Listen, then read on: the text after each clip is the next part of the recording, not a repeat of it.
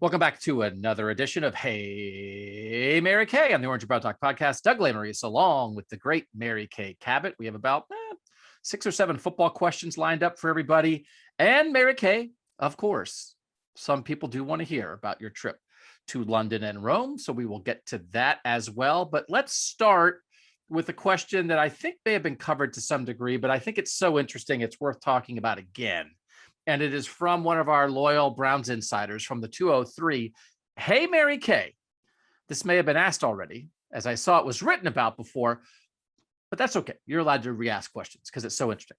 But who has the advantage in week 1, the Browns or Carolina? Is it Baker because he knows Cleveland, or the Browns because they know Baker? I do think he will come out and play well. It's the kind of game he thrives on. From the 203, is there an edge one way or the other there, Mary Kay?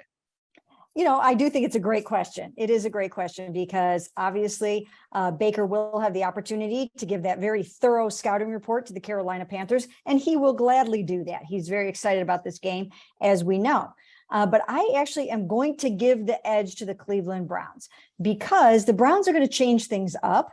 They already used their OTAs and their mini camp as a passing camp. So we know they're bringing the passing game up to 2022 standards. We know they're doing a lot of different things. As far as the Browns are concerned, they really know Baker-Mayfield. They know what he can do well. They know what defenses took away from him last year. They know his strengths. They know his weaknesses. What they don't know this year is how much of an impact did the shoulder injury have on Baker-Mayfield from last year? So if they're going off what happened last year, they might have to pivot or readjust a little bit when they actually get into the football game and see that perhaps he's better than he was last year, and that maybe some of the second half of 2020 Baker shows up. But for the most part, I'm still going to give the edge to the Cleveland Browns for knowing Baker the way that they do, and for having, speaking of edge, the edge rushers that they have in Myles Garrett and adaveon Clowney, who can kind of hem Baker in,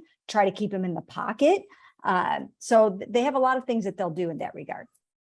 I just sort of have a vision, Mary Kay, of an early play action rollout where Baker fakes the handoff and spins to roll out to his right, and adaveon Clowney just catches him, is just there. It's like, hey, Bake, what's going on, man? Like that idea of knowing what he does well. And I'm not saying this because it's the Browns. I'd say the same thing in reverse. It does make sense to me that the defense, knowing what a quarterback likes to do and what he succeeds at and how he sees the field and reads things, it feels like they might even be able to do some things to try to, trick him, make his eyes see things that aren't there a little bit, because Kevin Stefanski has been in the room with this guy for 2 years. He knows how he thinks football, and I think they can almost use that against him. It does feel like just any defense might have the edge on a former quarterback in a matchup like this. Yeah, and also we've been talking about this a lot, is the fact that Joe Woods, he's going to run a much more sophisticated defense this year,